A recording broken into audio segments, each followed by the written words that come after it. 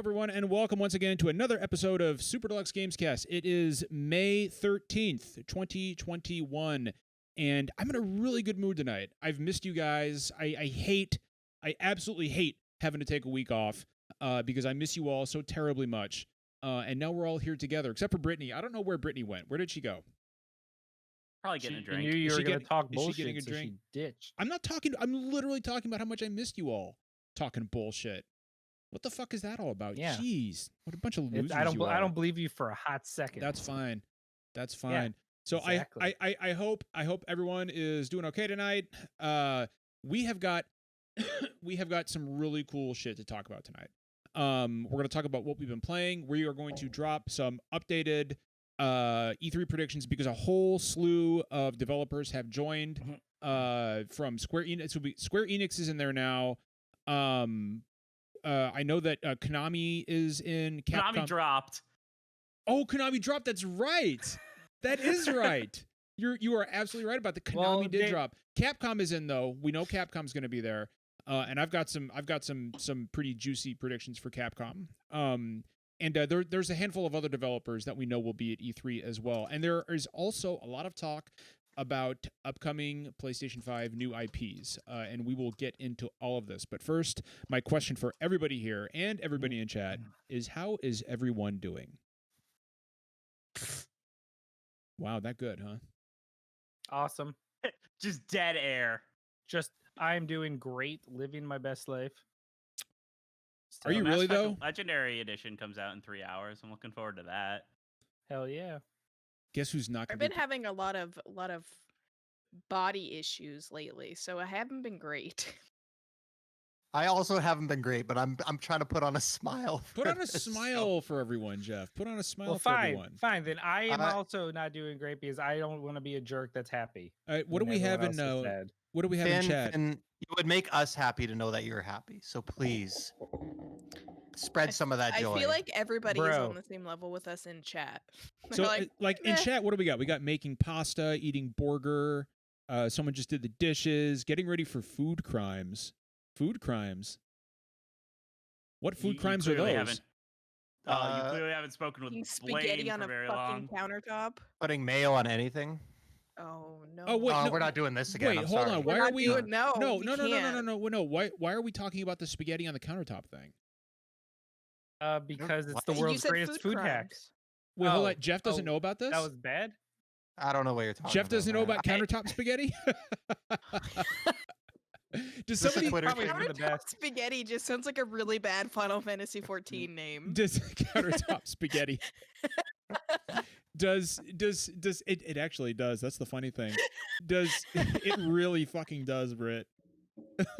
Does somebody want to explain? I'm gonna make it. Are you gonna do it? Are I'm you good. gonna? I'm good. I don't need to know what countertop spaghetti is.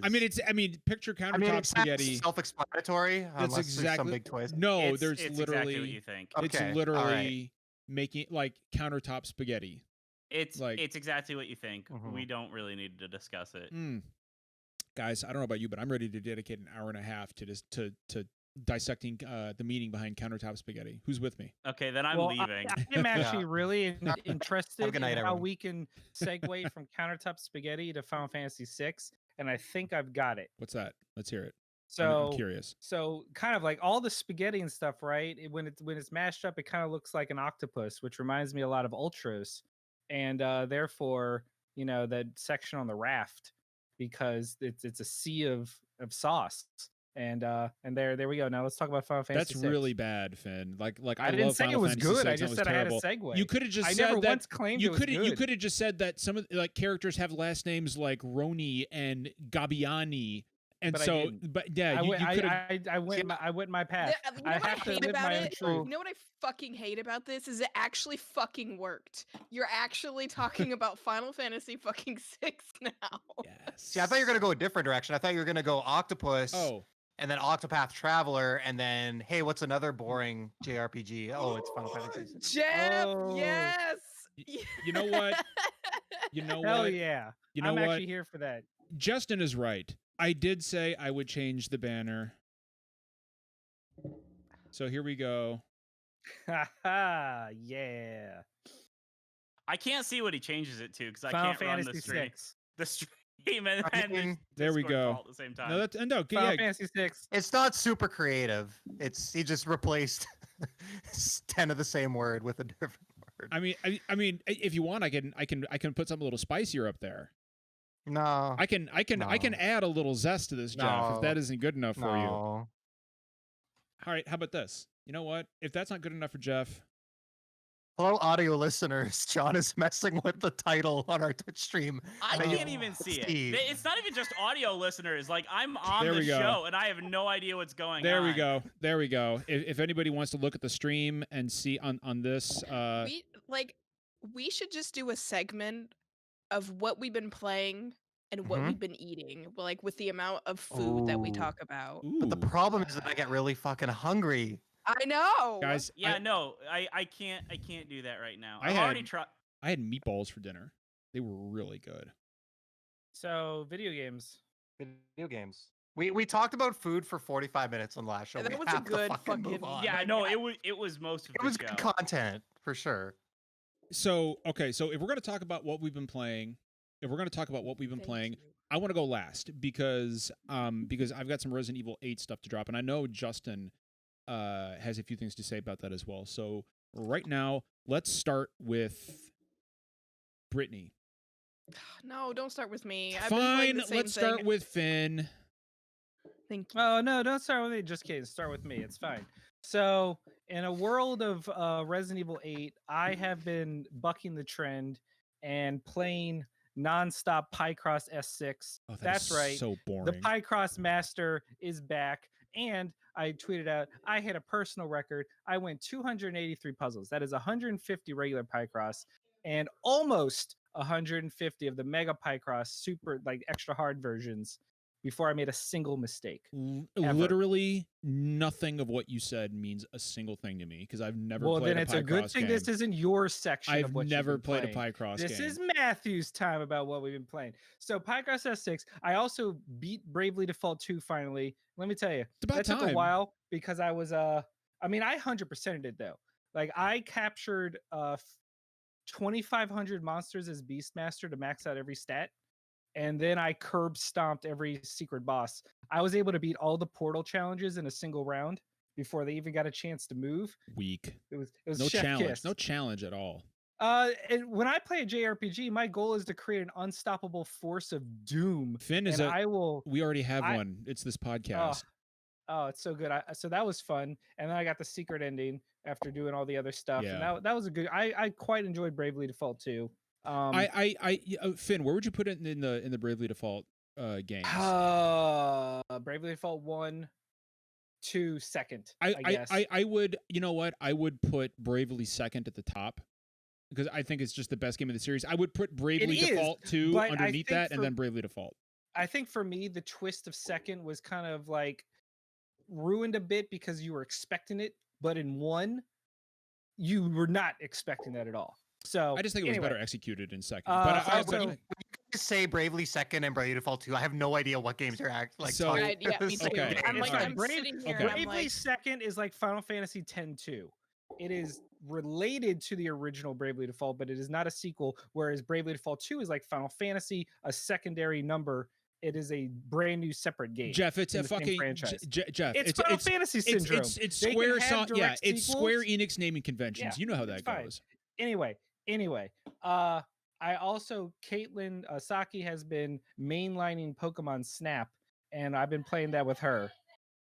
And oh, she's been doing very good in Pokemon Snap. Been taking all the best pictures. She's just dope. And I've also been playing, as always. I'm almost at 6 years concurrent without ever missing a day. Dragon Ball Dokkan Battle. I'm currently doing the Super Saiyan 4 Goku and Vegeta EZAs. That stands for Extreme Z Awakenings for all you non-players out there. Anyway, that's all I got. That's what I've been playing. A whole bunch of stuff. A lot of portable stuff. I dabbled in some Returnal, but I just did not have the time to sit and play a console game. Switch has been the godsend for being a new dad. It's perfect for I it. will fucking Perfect. yeah, I can imagine, dude. Like for real. And Absolutely I think you and I had a talk about this before she was did. born. Yeah, like that you were going to spend a lot more time on your Switch than you were any other console. Has that like kind of panned out the way you expected it would, or? Yes. The only console game I've played this year that wasn't Switch or mobile has been Cyber Shadow. Every other major, and some Returnal, but every other game has been Switch or mobile. This is just so much simpler. Now that'll change when Ratchet and Clank Rift Apart comes out. I might as well hire a babysitter because Anna's gonna get zero attention until I figure out what's going on with my favorite Lombax and Robot Buddy. That game is gonna get platinum before I become a father again. And Caitlin knows this. She has accepted it. We've already had this chat. Ratchet and Clank is my thing. And when that game comes out, and also we're very excited. Mass Effect Legendary. Caitlin Saki has never experienced the game, so we will be playing through that together, and she will be making all of the decisions, which is going to be terrible because she is super aggressive and evil when she makes decisions. And there's going to be no chance of peace between the Geth and the Quarians. I'll tell you that much. So, and we will. You know what? Who wants to go next? Jeff, you want to go next? Yeah. Yeah. I'm going yeah. next. Why don't you go next, Jeff? Yeah, sure. Why not? I'm gonna sound enthusiasm. like super. I can't seem to enjoy anything lately, so I'm gonna sound more down on this game. But I actually really enjoyed it. I just played Miles Morales. Nice. Because I played the 2018 Spider-Man on PS4 when it came out, but like I just mainlined it, so I actually platinumed it when PS5 came out because I had nothing else to play on my PS5, and it was really good. And then I was like, "That's too much Spider-Man, too much swinging. I'm done." So I put off Miles for a little bit. It's really good. I think it's better than 2018. It's just like my own personal taste and preferences. 2018 was a bit too long for me. It felt like it was meandering at times. Like some of the acts were a little bit over long. Some of the I liked all the big beats and stuff like that, but there was some stuff that just felt a bit drawn out. But I felt Miles was like really tightly paced. Didn't overstay its welcome. I just love the story of it. It's got that. It's all the best Spider-Mans are like the really personal connections and stuff like that. And really awesome characters. The final boss fight. I think the boss fights in the game were kind of underwhelming. It didn't have like that. Who did he fight at the end of 2018? The two at the same time. No. So you fight Doc Ock at the end, and then you fight Rhino Vulture and Vulture and Electro fight. and then it Rhino. Didn't have like something like that, but the actual final fight in Miles was awesome. Like you can tell they stepped up a lot of stuff, even though it's like the same engine. Like you're fighting and you're inside the building, but the windows are breaking as you're fighting each other and stuff like that, and like the particle effects and with the ray tracing and all the 4K shit. Like it just like it looked really cool. And definitely they made some small improvements to the game. So it was a great one. I agree with you. Couple, I don't know. Like again, maybe this is just my own expectations. It didn't like quite feel like a sequel to me. It more felt like really expansive DLC. Jeff, it wasn't supposed to be like a sequel per se, right? Like I was kind of under the impression it was like a new game. It was sold for like full price and everything. I don't know. I was under the impression it was like a new game, but it was. I thought it was. I thought it was $40. Like. Unless he got the Ultimate Edition that came with Spider-Man Remastered. The Ultimate Edition with the remaster was full price. Right. Miles alone was that makes more sense. But also, he's Canada, so who the fuck knows? Yeah, I don't have no idea what Canada prices are like. Anyway, like no, okay, so it wasn't a full sequel. In any case, it's like a standalone game. It's not DLC for the original one. Like it's its own thing, and I think I just maybe expected a little bit. I'd read some stuff that like Miles plays completely different, and I get like why do you want to like don't if it's not broke don't fix it kind of thing, right? But I think just like maybe because I just put so much time into 2018, like a lot of the swinging and the moves and stuff, it just like I was like immediately doing kind of the same stuff in the combat that I had done for like 30 hours in 2018. Well, there's like a few special moves and stuff, but I don't know. I wouldn't have minded a little bit more variety there. Definitely the enemy encounters are a lot better. Like in 2018, so many times I just feel like there's like wave after wave of enemies. And I'm just fighting for like 20 minutes straight in a room, just like guys keep pouring in. But like Miles, it's like you fight a few guys and then you kind of like move on to the next thing. So I think they learned a lot of lessons. Yeah, the pacing of Miles I think was a lot tighter.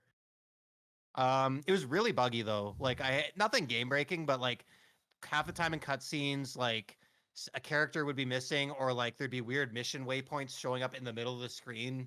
And there's one part where you're chasing someone and it's like a cutscene and you're like running alongside a boat, but Miles just went inside the boat and like all the geometry disappeared and he was just like running on air and everything broke. So I don't know, is uncharacteristic for Insomniac, I think, because like 2018 was really polished, but obviously this is a pandemic game, so I'm not going to blame them or anything. But no, I really enjoyed it, and I'm excited to see where they take the series next.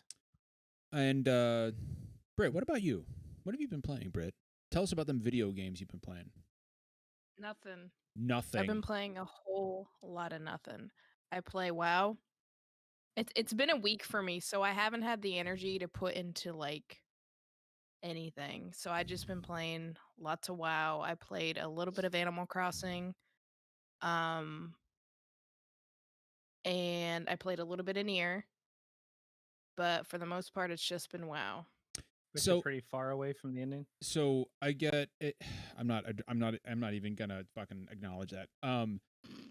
I saw. I didn't hear what he said. And I'm you very happy you about don't it. want to hear what he said. You do, No. it didn't even register as a joke for me. Yeah, at first. because it was so bad. Our mutual, so Donnie, our friend Donnie on Twitter had was talking about how WoW is dead. And because and he was referring to declining subscriptions and the fact that the new expansion is just not very good, and the upcoming content they have doesn't look good. Do you agree with him, Britt? What are your thoughts on that? Because I'm somebody who does not play WoW, has never played WoW. Well, I mean, I'm somebody that is brand new coming into WoW, so I don't. I mean, maybe if you've been playing for however long, how long has WoW been out? Like, Oh what, 20 God, years? since He's I mean, been 2004. playing a long. Yeah, 2004. 2004. Right. I played so from 2004 to 2012. I'm intimately familiar. if you have been playing that long, then yeah, you're probably gonna be a little bit burnt out, and you're probably gonna not enjoy it. So for me, I have a whole lot to do because everything is brand new, so it's not dead to me. So I don't know. I can offer a slightly different perspective. yeah, My let's hear wife, it, Jeff. Yeah. Yeah. I mean, I don't play it, but my wife Christine, she was hardcore into it a long time ago. I think around the time of Cataclysm, and she just jumped back in with Shadowlands for a few months. She didn't renew her sub this month, but she loved Shadowlands. She thought they've like from where they were before, like the cutscenes, the acting, and stuff like that, like the storytelling, had really been stepped up from where the game was a long time ago. So I mean, that's the only perspective I can offer. But she really enjoyed it. Again, this is someone that isn't playing the game every day, so of course, like maybe things are gonna feel a little bit stale. But I Right. think it definitely seems like there's a lot of cool new stuff recently for your new players or returning players.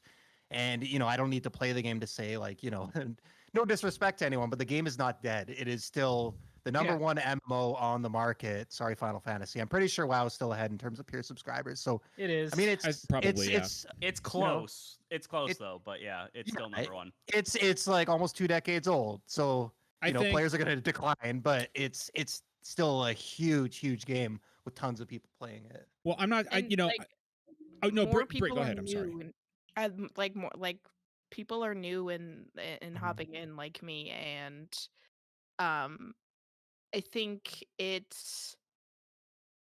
has a lot to offer, and it's very different than 14, and that's like Right. one of the big things that keeps me wanting to play more, is because I constantly compare it to 14 and just like mechanics and how jobs work and just stuff like that. I do know that when 14's new expansion comes out this fall, I'll definitely be putting WoW on hold, and a few months before 14 like hop back in. But like for me, I don't play 14 right now because I'm at the end game stage where it's just constantly grinding, and I don't enjoy that. Like I enjoy going through the story and the patches and that kind of thing.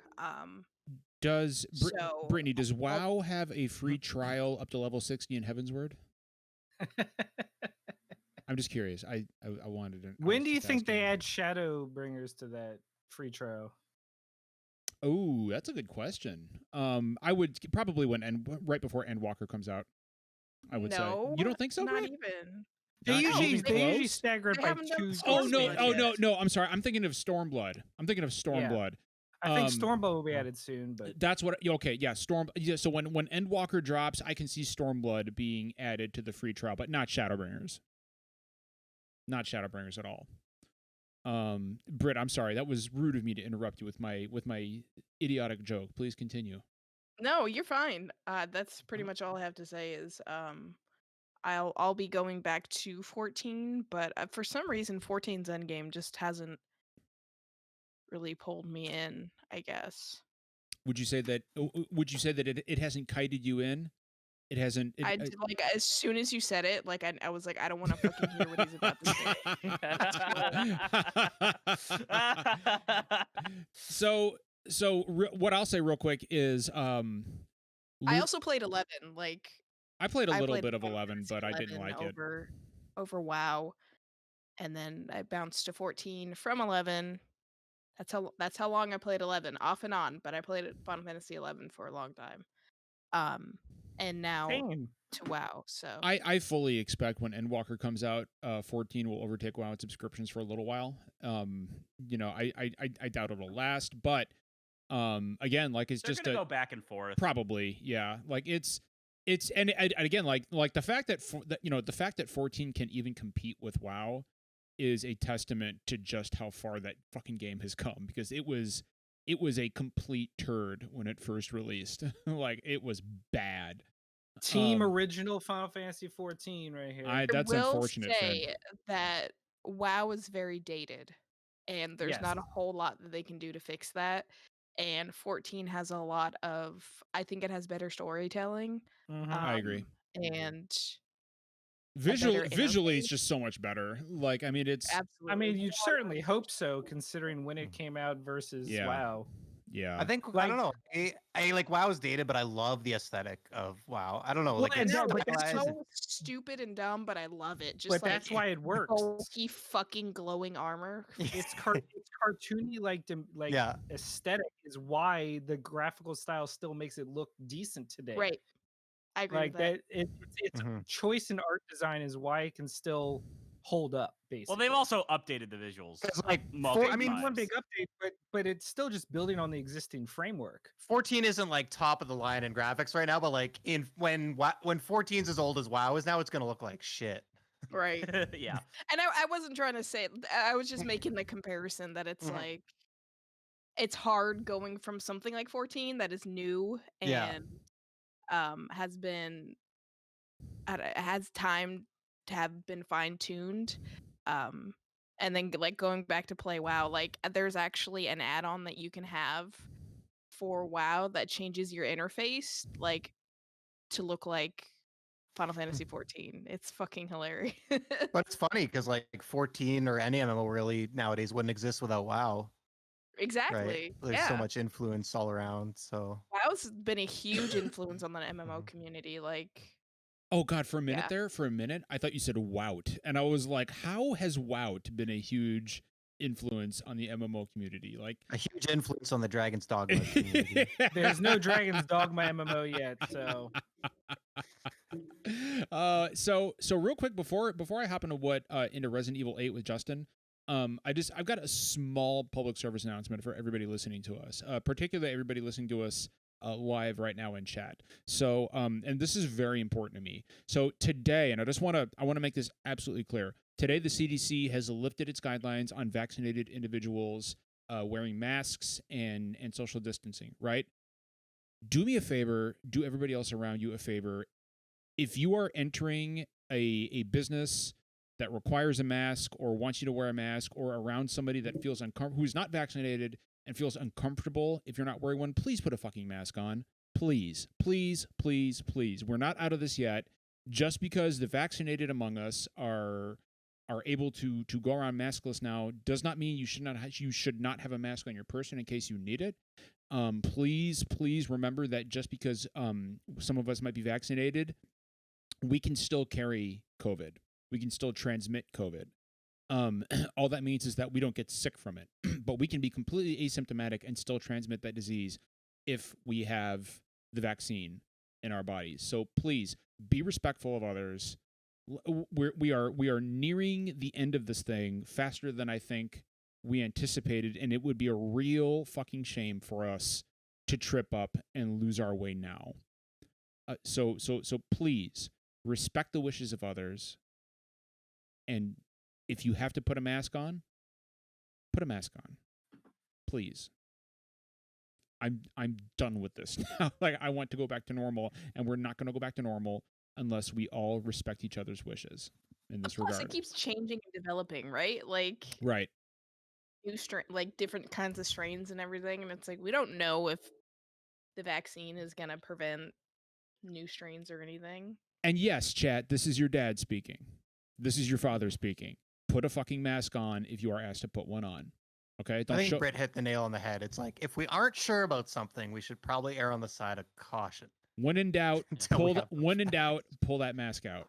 Because how do we get into this mess? We were like, oh, things will probably be fine. This isn't that big a deal. We won't do anything about it. Oh, no, it's too late. The world's ruined. So speaking of... Justin, John, I got a couple games I want to talk about first before we get into Resident Evil, if that's okay. Damn it, Justin! Go ahead. So I have been playing Returnal quite a bit. Oh, right, that's right. Earlier this week, we recorded a full After Hours. Finn joined me for that, as well as Samuel Tolbert, big friend of the show, big fan of the show, or big friend of the show.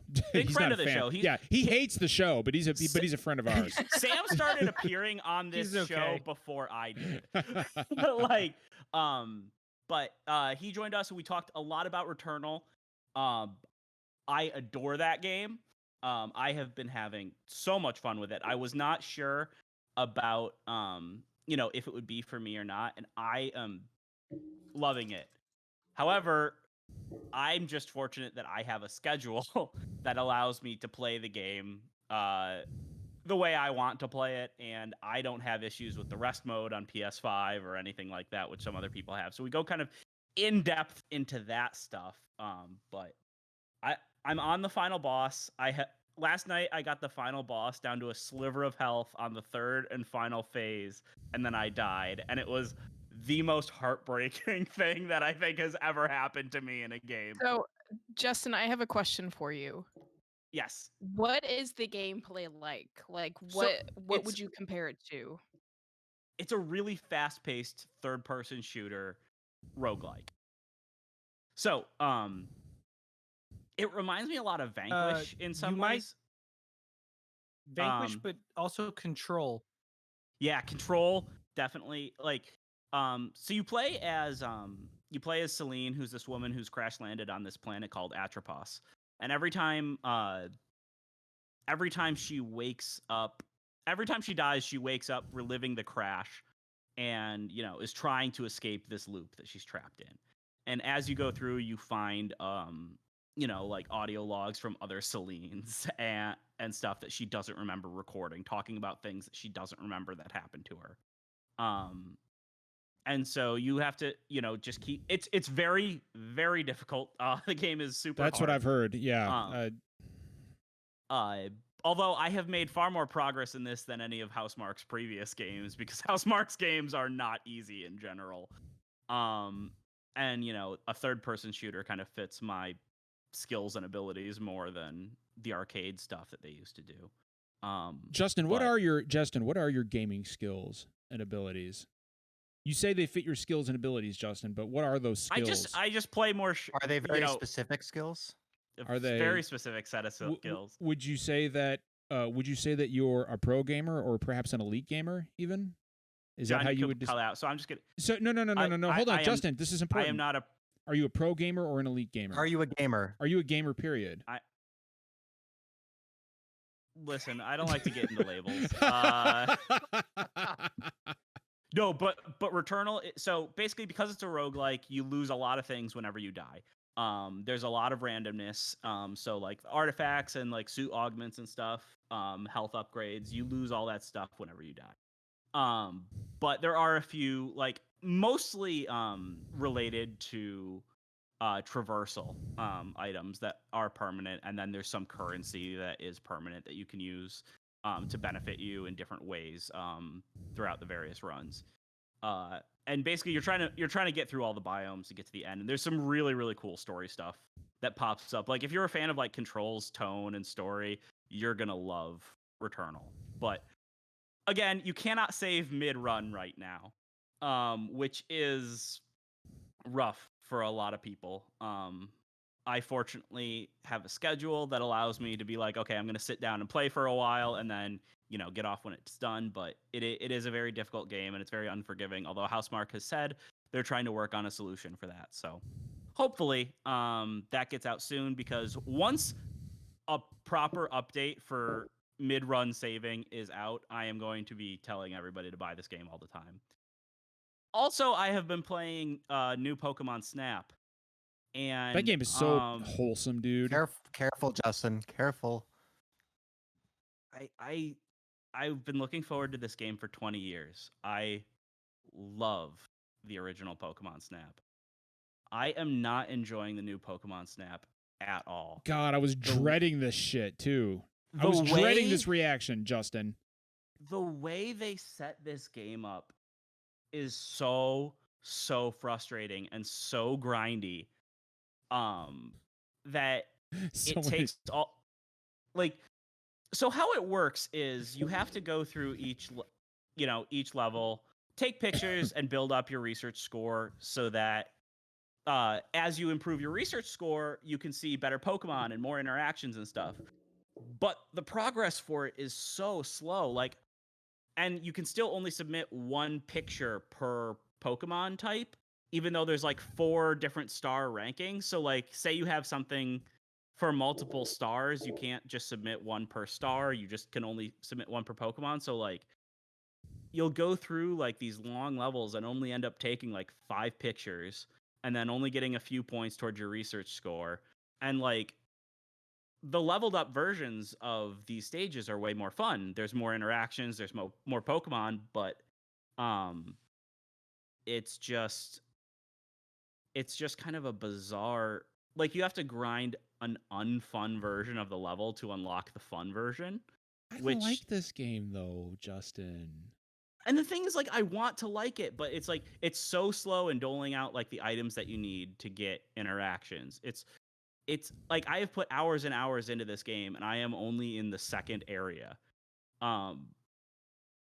It's just, I think they were very afraid of how the original game's really short. It's 2 hours maybe. And I think they were kind of afraid of that, but the fun in Pokemon Snap is being able to replay it with, the stuff that you unlock and stuff. Right. And kind of forcing up this wall that you have to grind through to get to the fun version of each stage is very frustrating for me. I'm going to try to push through it because it's so slow to the point where I feel like I might be doing something wrong. I have no idea. But and then also there's these weird boss stages where you basically take a picture of one Pokemon for several minutes and then you could submit exactly one picture of it at the end. And those you have to grind out too. It's just I think the one picture limit is what makes it so frustrating. For me. Because if you could submit multiple pictures, or even if just, because it tells you when you're looking at what you have to submit, what star rank it would be. Say I took a 2-star picture and a 4-star picture, and I don't have anything in my album for 2-star or 4-star. If I could submit both of those or something, that would be more research points I could get, and that would be more progress I could make, and that would make replaying and even taking pictures of these same Pokemon more worthwhile. But right now it's just so limiting in how the progression works that it really works against the type of game that this is. Well, speaking of progression in games, Justin, I actually have no segue into that, so I'm just going to say that I'm going to bring up Resident Evil 8. That's fine. That's fine. I want to talk about Resident Evil 8. I was trying to come up with a very clever way to do that, and I realized halfway through that I wasn't gonna fucking get there. So I was like, God damn it, shit. So speaking of snap, I'd let that tall vampire lady snap me in half. Please continue. Did you have to take your headphones off to fully process that? Well, no, I was taking the headphones off because I don't want to be part of this discussion. Hold on, guys. He needed no distractions when forming that one. Hold on, Finn and Britt. There's literally no spoilers here. I'm just I going to don't talk believe about I'm just going to talk about what I liked about the game. We're not going to get into spoilers because I don't know who in the chat has But played even it or not. look, I'd rather I don't want to know anything about it that I don't need to know. I even knowing things about what you liked about the game might give me expectations, and I'd rather just not have that. So how's this? Finn and Britt are just gonna stay blind, and I don't give a shit. So I'm just gonna listen to what you guys say. You guys do Thank you whatever for you listening, guys Jeff. do whatever you want. You can just go nuts, man. Just give it all to me. I do not care. You two just do whatever makes you happy. I'm going to talk about video games. If that don't make you happy, then feel John, free to take those headphones off. John, just start talking about Resident Evil 8. Let's talk about Resident Evil. All right. So Resident Evil 8. In a nutshell, I fucking love it. Same. I have finished it twice now. I finished it once on standard and once on hardcore. I am going to do a Village of Shadows run. I love the length of the game. It's about 12 hours long for my first playthrough. So longer than Resident Evil 7 by a good deal. But 7's really short. 7 is massively short. I replayed 7 like the week before 8 came out, and like it took me like 4.5 hours. Yeah, it's not long. It's not long at all. This and it is also in that same vein shorter than Resident Evil 4, which is like a standard playthrough of RE4 can be about 22 hours. I mean that's a long fucking game. So this for me hits the sweet spot. One of the most beautiful PS5 games. Dude, the fucking RE engine just does work. The RE engine. This game looks amazing. The RE engine, and it's 60 FPS. It is like the RE engine is so fucking good. A few things. So, a lot of people have asked me, and I don't want to get too deep in a story, simply because I know that a lot of people here have not played it or have not finished it. I've had a few people ask me where I would rank it in my Resident Evil rankings, because Resident Evil is one of my favorite franchises. 4 is still my favorite. 4 is still my favorite Resident Evil, but Resident Evil 8 is so good that I really had to think about it. Because this takes everything. I mean, it's not a sequel to Resident Evil 4, but it is 110% a spiritual successor. It's a sequel to 7 that is also a spiritual successor to 4. It 100 is a spiritual successor to 4. From the fact that there's a merchant to even the inventory, which is a case, an actual suitcase, Tetris style inventory, it is so forehead. like, yeah, this game, it merges so much of what I loved about 7 with so much of what I love in 4, and it also kind of amps up some of the silly cheesiness, which I was surprised by, but like I think it is a good thing. Like Resident Evil is a cheesy series, and like I'm really glad that they decided to embrace it. Not go too far over the top. I mean, it goes pretty far over the top at times, but like this is easily a top 3 Resident Evil for me. I've only played it the one time. Like Resident Evil 4 is a game I've played 5-6 times at least through. Right. So like actually trying to place 8 right now is difficult because I replay the Resident Evil games so much. And I've played all of my favorites several times. So I've only played Village the one time, but I can safely say that it is a top 3 entry for me because so like all of my complaints like with 7 were addressed. Way more environment variety, way more enemy variety, combat feels a lot better, movement feels a lot better. It does. I love, like, there's a ton of weapons in this. There's a lot of really cool exploration, a lot of optional stuff.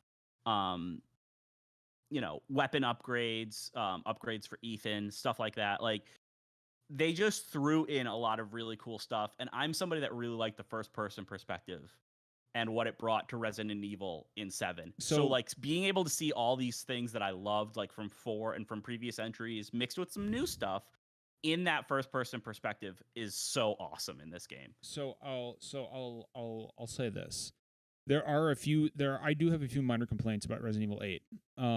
And most of them revolve around the villains.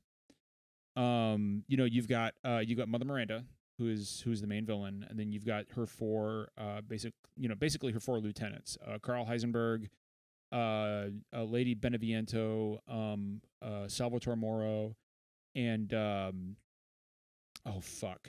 Lady Dimitrescu. I can't believe she was the one I couldn't remember the name of. That's the one you that's forgot. The one I forgot. That's the one you forgot. Yeah. So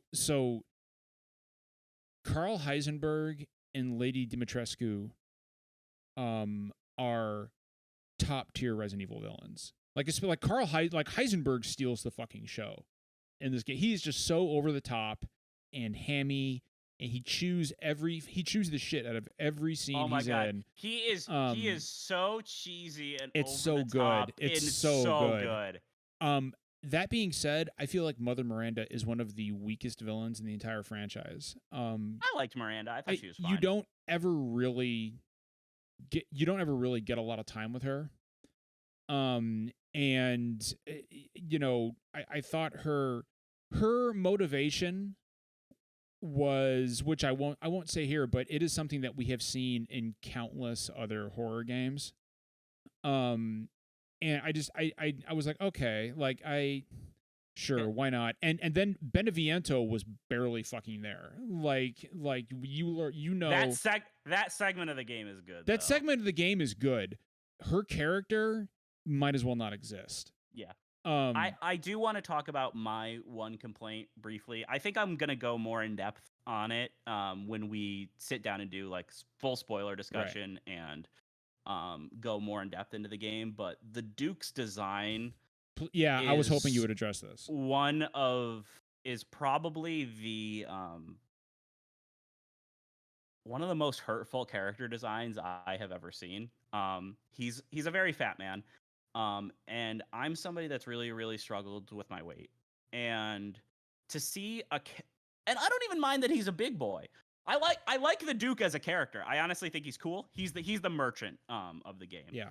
But his the way he's clothed and the way he's dressed is like so mean. Like his buttons are popping open. Right. His stomach is all oatmeal-y and hangs out below his shirt. He doesn't have pants because there's no types of pants that fits him. He just has like a kilt on. He doesn't have shoes. Yeah. He rolls up out of his he's like, oh, yeah. thing the first time you get him, and like it's just and he even says shit, Justin. Like he says random shit like like he makes like eating noises. He's like, to hunger is to live. And it's like, okay, like it's just like it's just and honestly, like I don't put any of the blame on the voice actor. I think the voice actor did what he could. I really like the performance with he did what he I think the character's cool. He performed the script that he was given. But I'm gonna go more in depth about this later, but like I was just kind of shocked at that character design making it through, and like I mean I still love the game. I loved almost everything else about it. Like I said, it's one of my favorite in the series, and I love the series. But that character design just felt like it wasn't even like the typical like kind of fat joke that I'm used to seeing. It feels very, very malicious. It was tropey to the point where like I'm like this belongs in a 1997 magazine about video games. Like this is an ad. This is an ad for Sega Genesis walking around and selling me weapons. Like that's what this is. Yeah, so that's a bummer. I don't want to spend too much time on it. I said, I'll talk more about it later. But that is a bummer, but the rest of the game I think is outstanding. And I'm really, really glad the series is going in this direction, and Capcom's hot streak continues. Yeah. And speaking of hot streaks, let us move into E3. Brittany and Finn, let's get your headphones on. Let's get that shit going. Get those headphones on. Jeff is muted. Jeff is muted. Motherfucker. It's been a while since I did that. I was gonna say, how are they You gonna put their head? usually do it at the beginning of the episode, so Yeah, I know.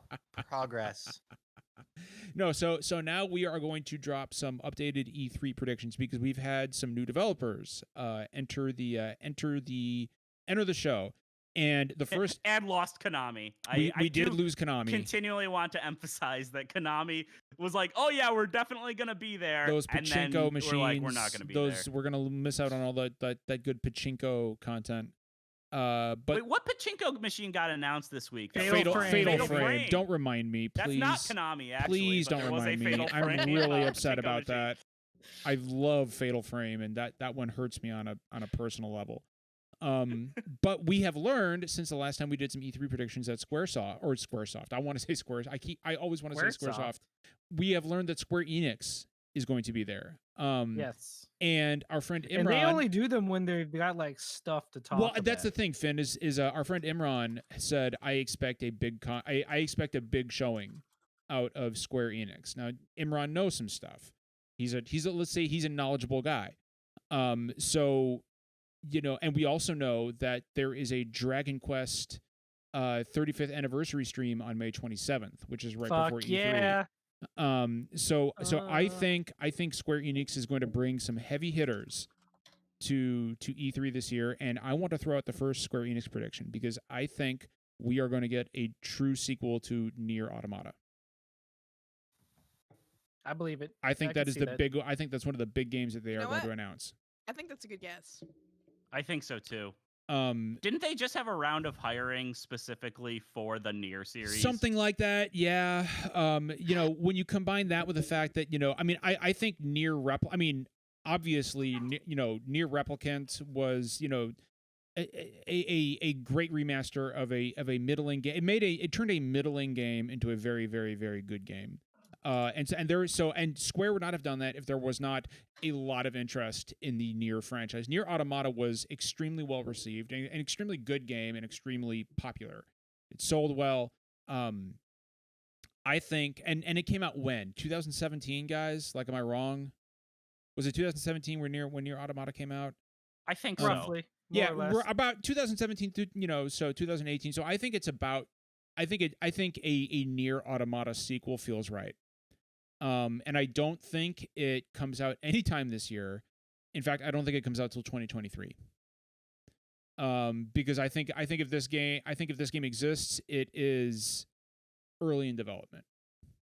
No, you're definitely right about that because Square Enix is one of the few companies that still really loves to announce stuff far out. Yes, they do. Yes, they do. Can I piggyback off that, John? You can, please. It's not the most wild out there prediction, but I think we get release dates for Final Fantasy 16 100%. and also Forspoken. But Dates I think or windows, because those are two different things. Windows. Window, Like, yeah. With Square Enix, it's always a window. Yeah. However, I also think they do a one last thing, and it's our first teaser trailer of the next Final Fantasy 7 installment. I don't know about that one, I do. man. I do. No, I think just a teaser trailer with a name. No, Like, I I'm think talking just a splash. I You know think what, John? Oh yeah, no. This I is the E3 prediction thing, I- not the E3 shit on someone else's prediction. No, I will Okay. shit on your predictions, Finn. No. Finn, Shenanigans. if it's like what I'm thinking, where it's just basically like a logo review with Yes. reveal with some music. Like what God, that would Bethesda did with suck. I Starfield would and hate Elder that. Scrolls 6. I would Because absolutely think hate about that. it. What name a game where all you have to do is give the subtitle of the sequel to have people chatting about you for months?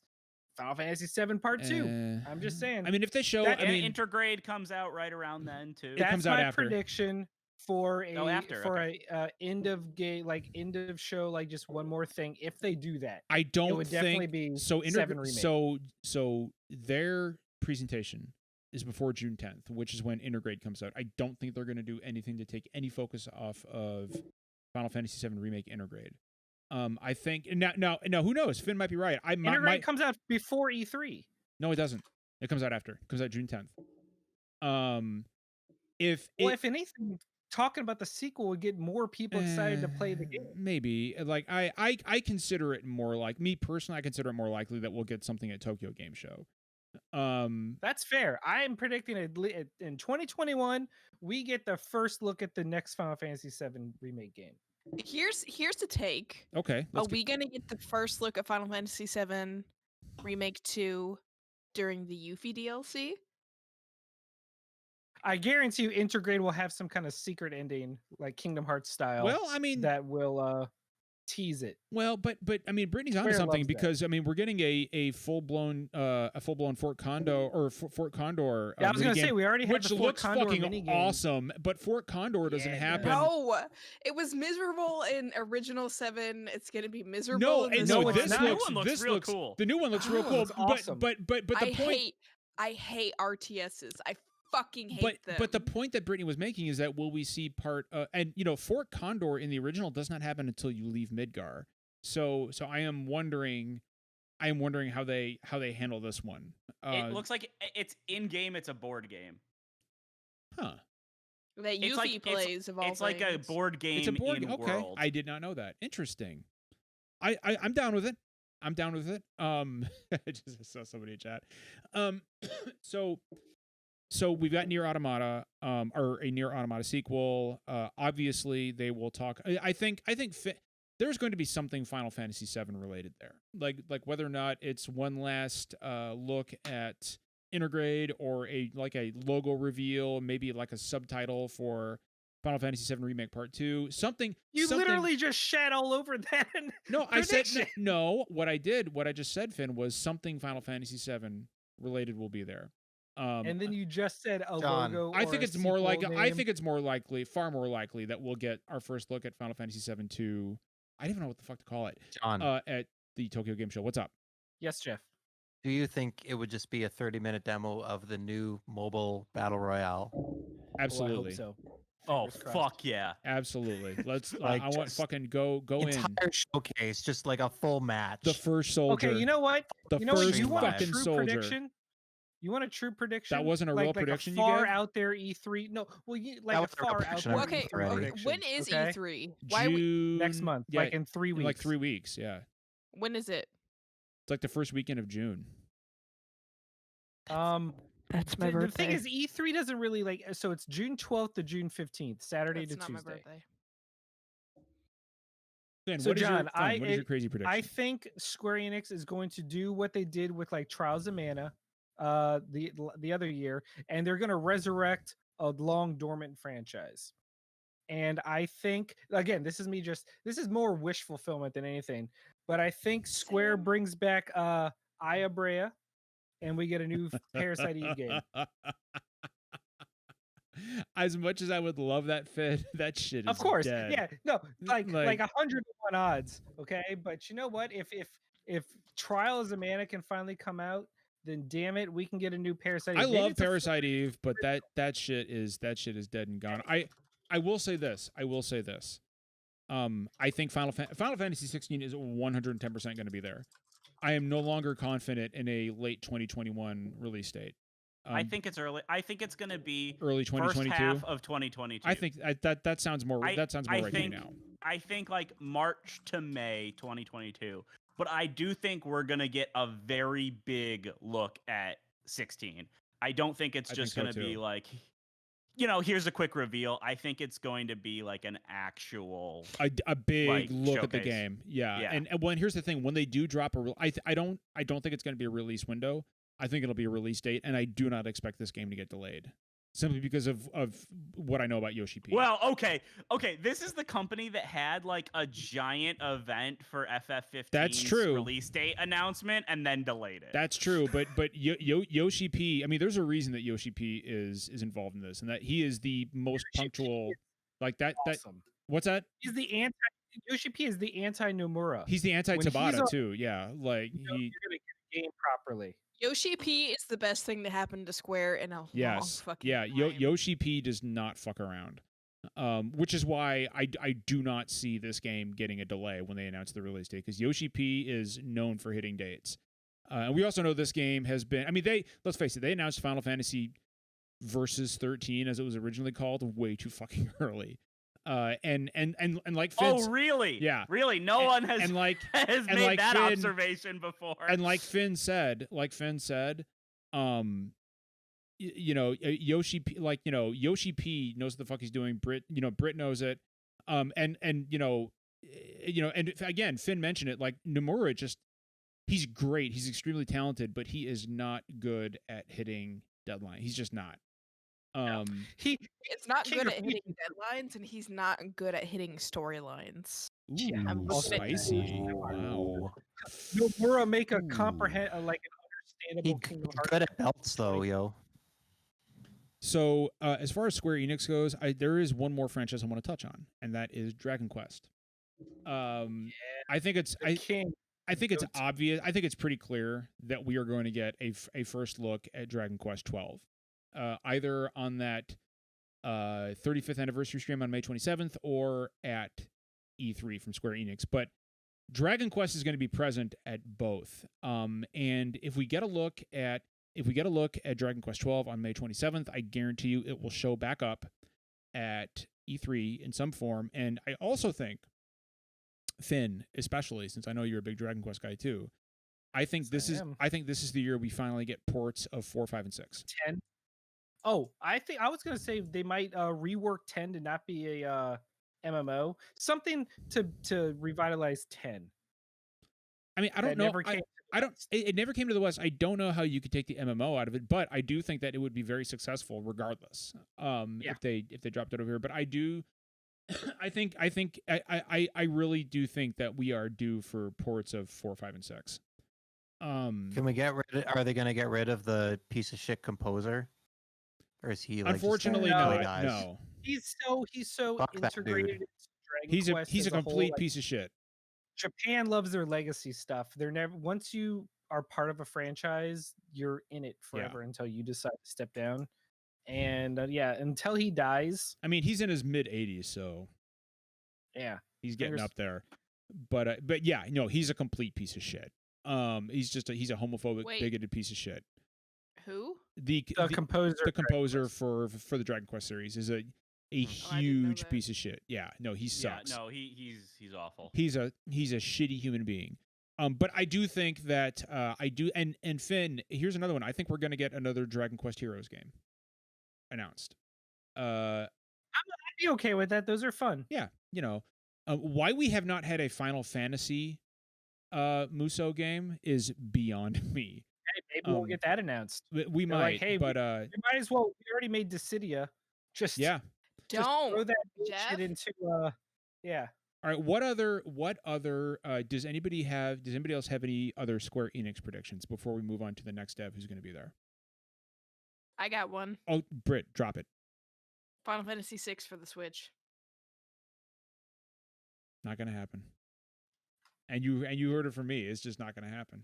I just wanted to see your look of disappointment. That is the only reason why I said it. I will say this though. That's John's look when he hears his own predictions repeated. I will say this though. A friend who knows these things has told me that they have wanted to do some kind of a remake of Final Fantasy VI numerous times, but it has never actually entered full development because Square Enix just doesn't know how they want to handle it, or is afraid of pissing somebody off, so it just has never happened. I got a really boring prediction. Jeff, there's literally nothing about you that's boring, but go ahead. I didn't mean about me. I meant about Square Enix. Okay, well, there's nothing boring about Square Enix either. Do you think there'll be like some just like Avengers stuff at E3 there? Maybe Spider-Man reveal? Right? Like what happened to Spider-Man? I forgot that shit existed. You know what? No, but they're probably going to show off that Wakanda expansion. Because Square is so much more than their RPGs now. They also have to factor in all of their Western studios. So yeah. No, yeah, I think they're going to be there and they're going to show off that that Wakanda expansion in Black Panther. And then final prediction, you know what won't be there? Deus Ex. Oh, well, that's brutal. That's brutal. It hurts, but you're also right. It does hurt, and of course, what sucks is that Deus Ex did Cyberpunk better than Cyberpunk 2077 ever could. But yeah, no, dude, Deus Ex is never coming back. I wanted to so bad. It deserves that 3-parter. Adam Jensen. I know. But what Blaine says Adam Jensen is in a ditch somewhere. But Jesus Christ, Blaine. But I do. But if Imran thinks that Square Enix is going to have a big presentation, I believe him. And you know, like if there is one prediction I am firm about, it's that Nier Automata sequel. I think that is the most likely new thing we're gonna get. Or Nier on Switch. Oh, you know what, Britt? I'm pretty sure the Switch can handle Nier Automata. It's not like it's graphically like it's visually, it's a nice looking game, but it's not on the level of anything on the RE engine or anything. Blaine said in chat, triangle strategy. We're gonna get a probably deep dive into that, and I'm all for it. See that. I could see that Give too, me more actually. triangle Yeah, strategy. that's a I am good call. triangle strategy stan. I am a super fan, as they say. That is a good. That game's gonna be fucking awesome. Yeah. Great fucking call.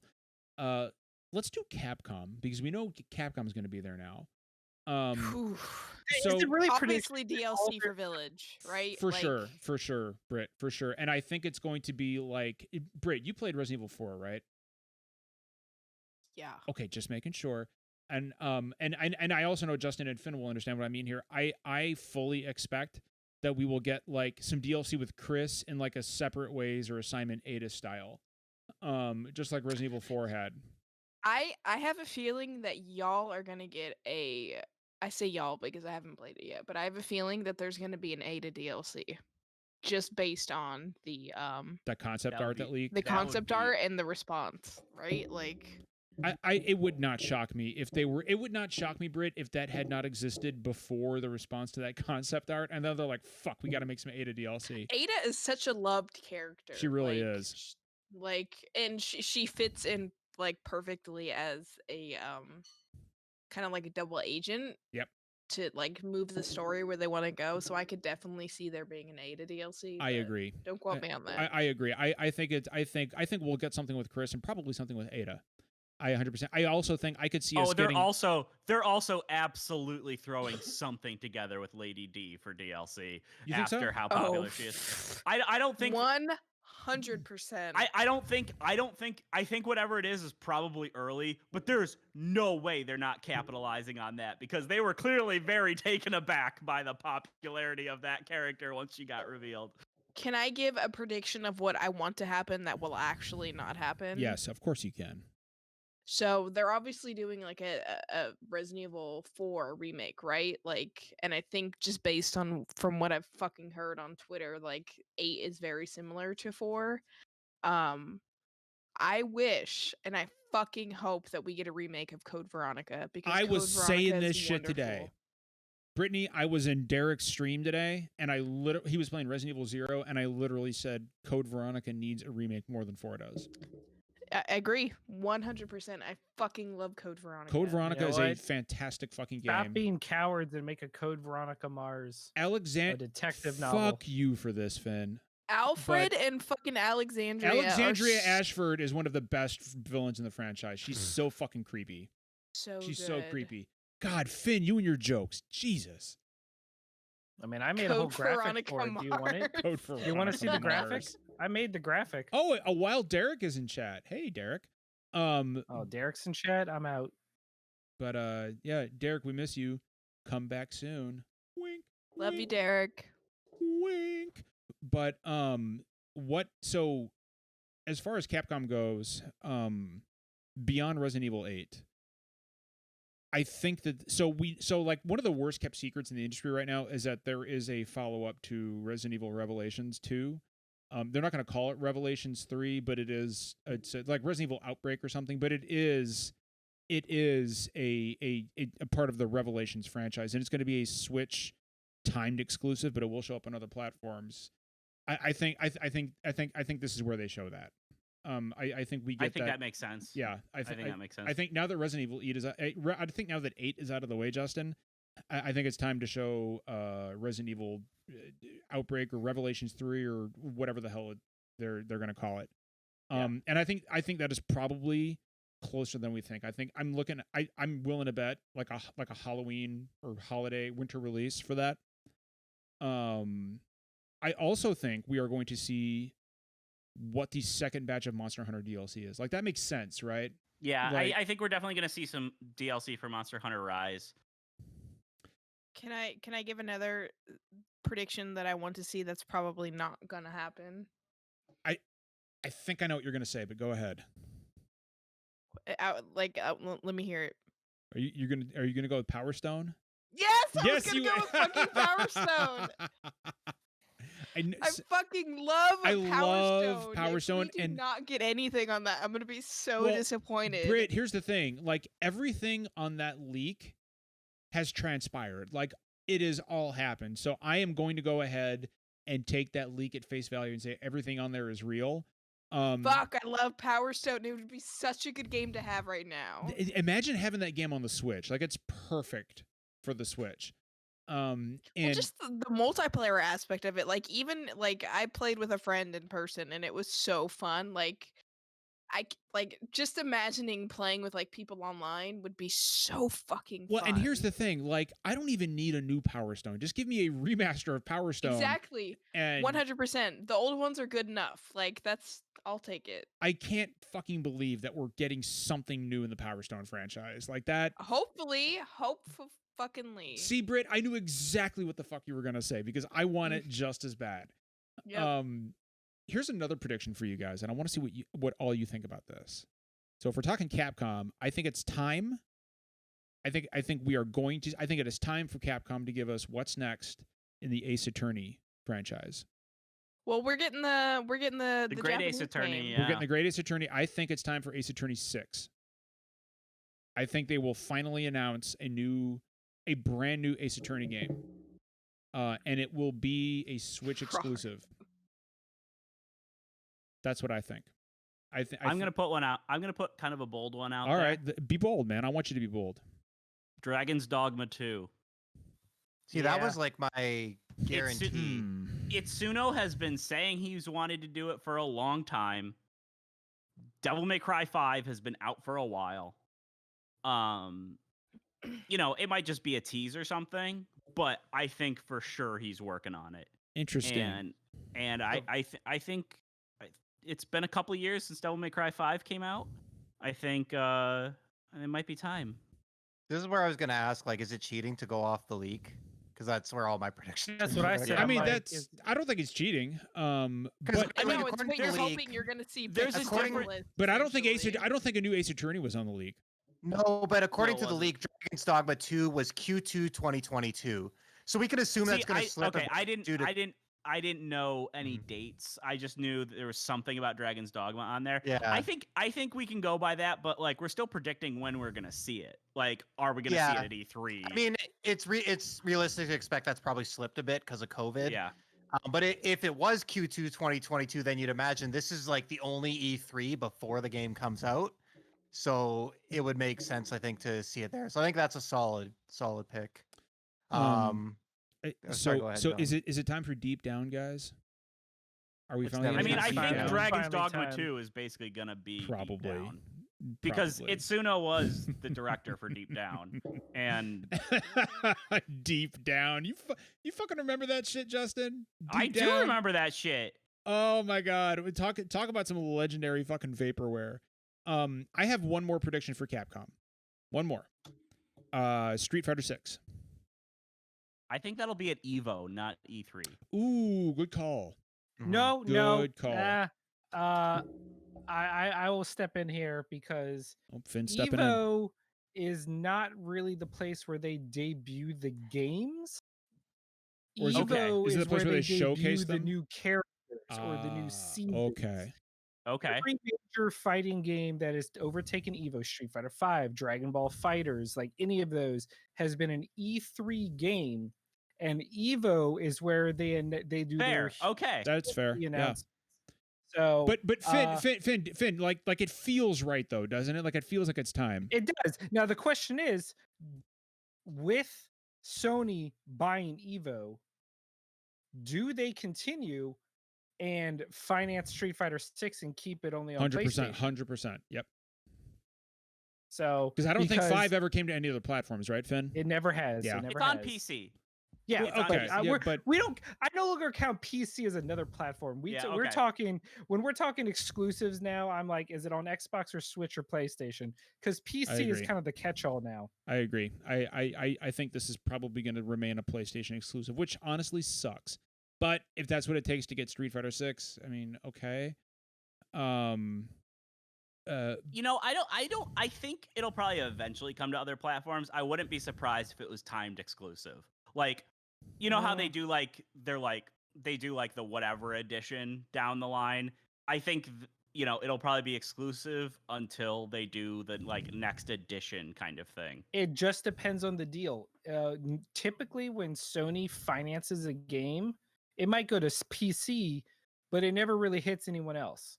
So again, with Sony buying Evo, Well, also, esports and fighting games. I think honestly, also Capcom just has way more money now than they did when they were making by far, 5. by far. That's the only reason I think. Like, I think the price for a full exclusive from Capcom goes way up now that they've been so successful. I think Finn hit it. I think Finn is 100% correct on Street Fighter 6.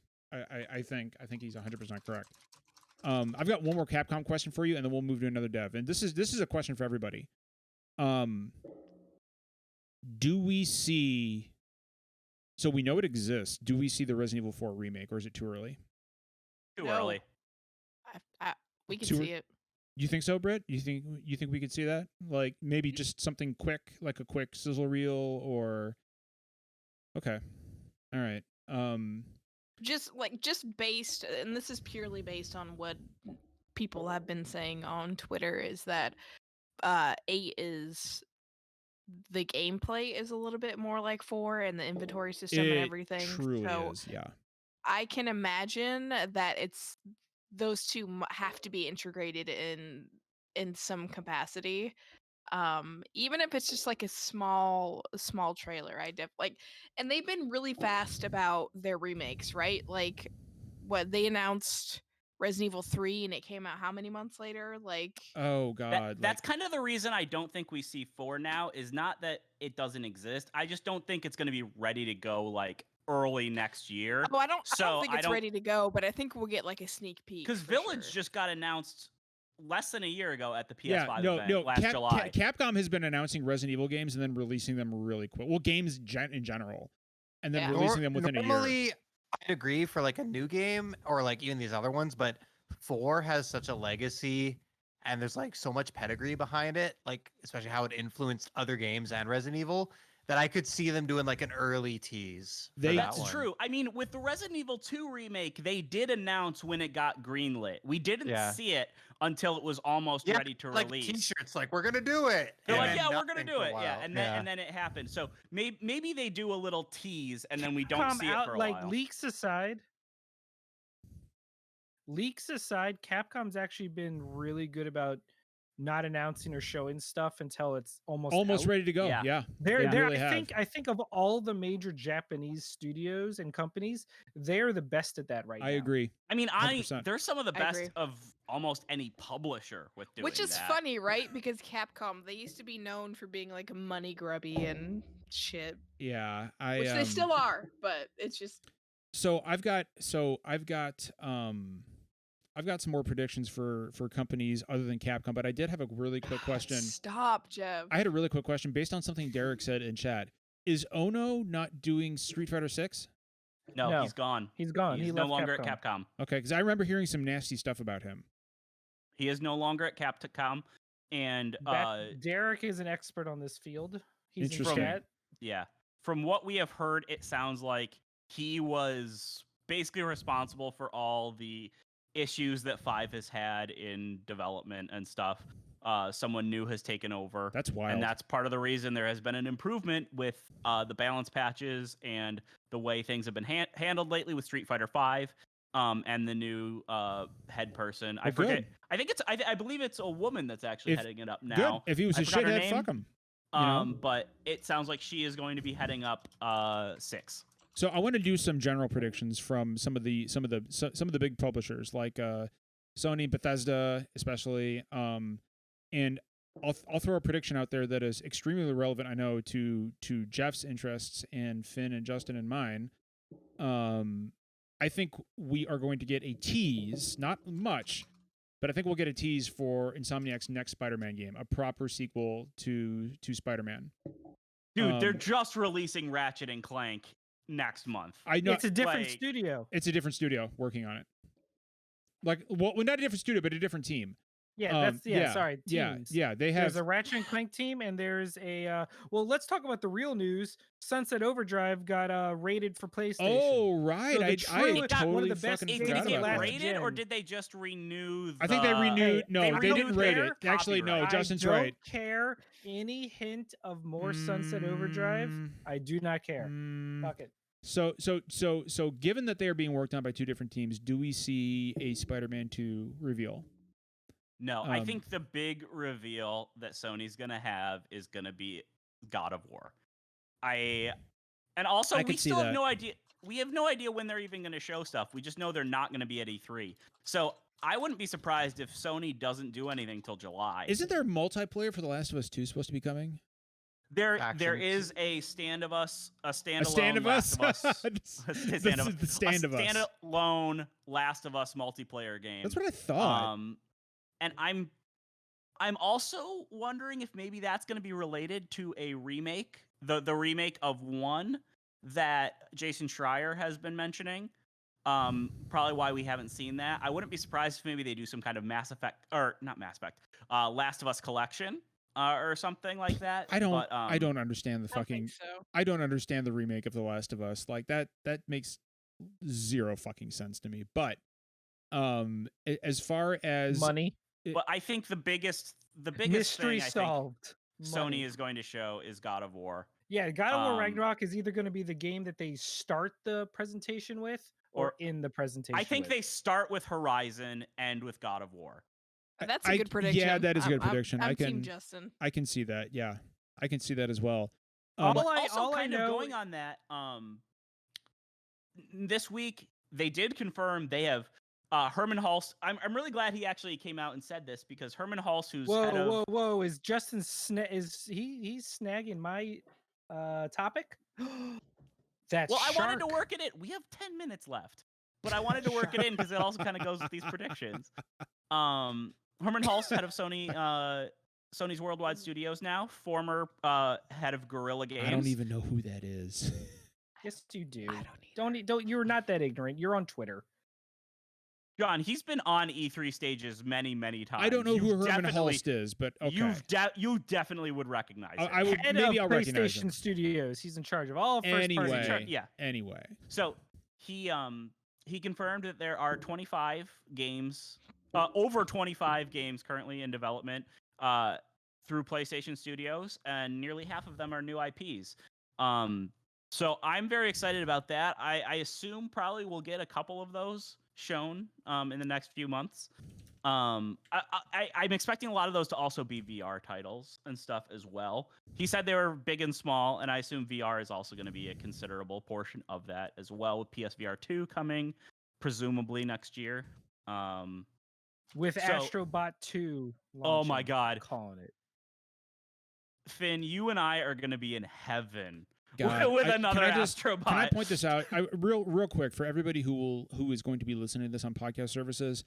The chat has been going strong for like 10 minutes now about fucking chicken nuggets, and I want some goddamn chicken nuggets. Y'all gotta knock this shit off. You just gotta make sure it doesn't fall through the bag, John. I want some. Okay, those were fries. Those were okay. All right. Look. Those were fries that fell through the bag, not nuggets. Okay. All right. Can I just say, like, McDonald's this isn't fries are hyperbole. expendable. This isn't hyperbole. That clip is literally the best thing I've ever seen. It's so fucking. It's so John. Your reaction is just so genuine that I think about every time I get McDonald's now. I'm like, haha, John's fries fell out the bag. Jesus Christ, Britt. Somebody, all right, Rar wants somebody to link the vid. I don't have it on me, but if somebody has the vid, who did it? It was Give me Derek. a couple minutes. I'm on it. Jeff is on it. Jeff is on it. Oh no, it was Jeff. So for anybody listening who hasn't seen this on my Twitter feed, essentially last year during the pandemic, my friends across the street were super high, along with my wife. Like everybody was over there smoking weed, and I'm the one I can't smoke weed, and not right now anyway. And they were like, "John, go get us some French fries from McDonald's because we got one right up the street." So I went, and I got the French fries, and I got out of my car, and this all got caught by my friend's ring cam on his doorbell. But right when I hit right in front of his front steps, the bottom came out of the bag and the fries went all over the fucking sidewalk, and I just stood there. Looked at the fries and then looked at the bag and then looked at the fries and then looked at the bag, and I had no idea what to do. I had no idea how to react. I was so angry that I couldn't actually function at the moment. I was Did you go get them new fries? Like, that's what I want to know. No, I didn't. No, I was like, y'all can get these off the street, or off the sidewalk. But I literally, my brain was so broken in that moment. I was like, I can't fucking believe that just happened. And you could see in my posture, like the pure distilled just disbelief that had just fucking happened. And I can tell Jeff is like furiously looking for the video. I'm gonna find this fucking. I'm gonna find it. The problem is it's on your old Twitter handle. So no, it updates for the new one. Yeah, it updates for the new one. I'm gonna get it here. I'm gonna get it. So he's just looking for my Twitter handle and like fries, McDonald's, French fries. By the way, I just noticed we're getting low on time, and like I think this is the second time we that got we've 8 been minutes. doing like We got 8 minutes. No, but like in terms of E3 prediction stuff, we've not mentioned Microsoft, and like we need way more time to talk about Microsoft because they're gonna have. Let's do Microsoft next week. My prediction is they're gonna either start or end with showing off Starfield with a huge, very obvious, only on Xbox logo or that game is 100% going to be exclusive to Xbox. Yep. And are we going to see Halo though? Yes. That game's coming out in September. We think it's coming out in September. Who fucking knows at this point? It was supposed to come out last year, and it's been delayed twice. I think. According to people we know that are in the know, they said that internally it's been going very well, and the delays have done exactly what they needed, and they're aiming for a September launch, and nothing seems to have shaken that up. So I think they'll officially announce the date at E3. But I think the bigger news will be what they do with Bethesda's catalog, because this will be the first time that they talk about it really publicly. Are we going to get a new Elder Scrolls trailer? Yes. No. We're gonna get. No. We're gonna get.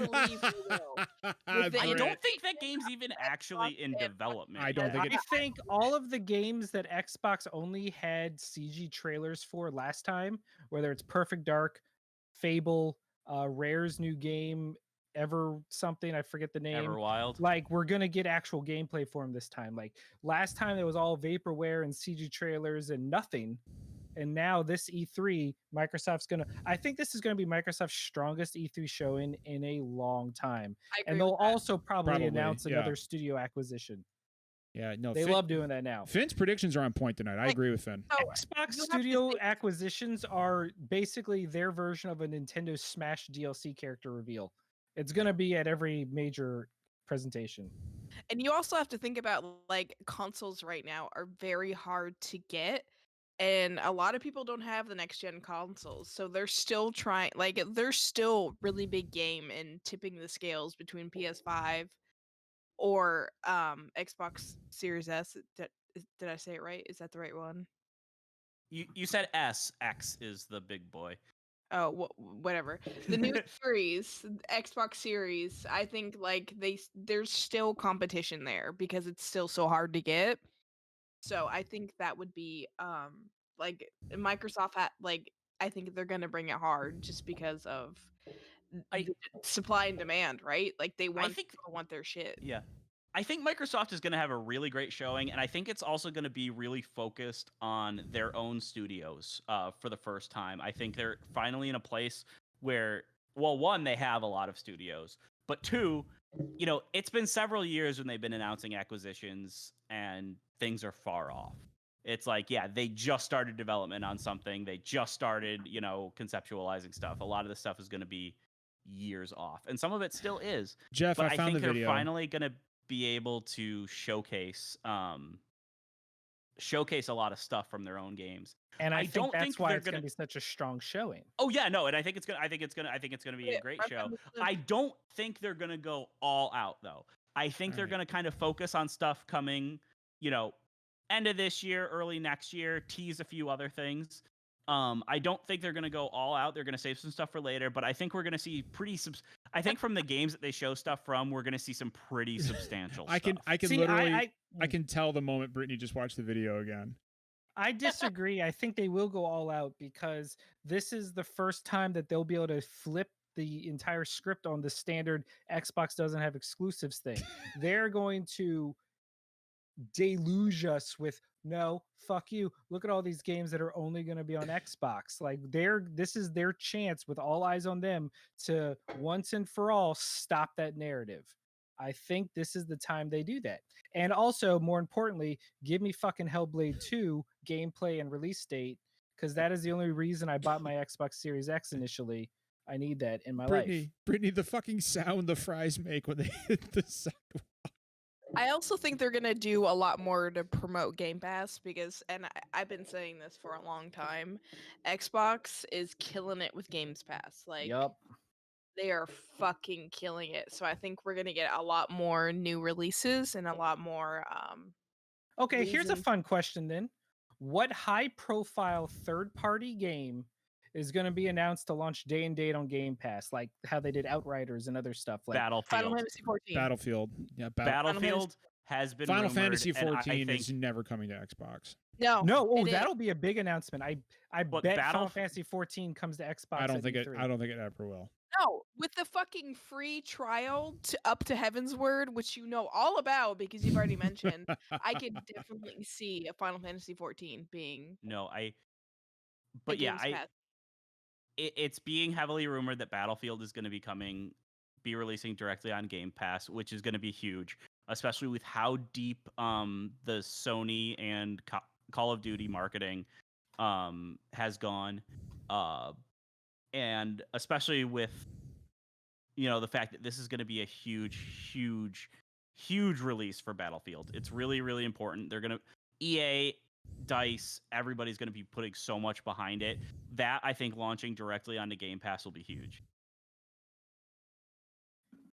God, that, I think it's gonna be 14. I was gonna just say because- I've got one prediction. Before we Jeff, throw finish. it out, man. I mean, it's not like a bold prediction.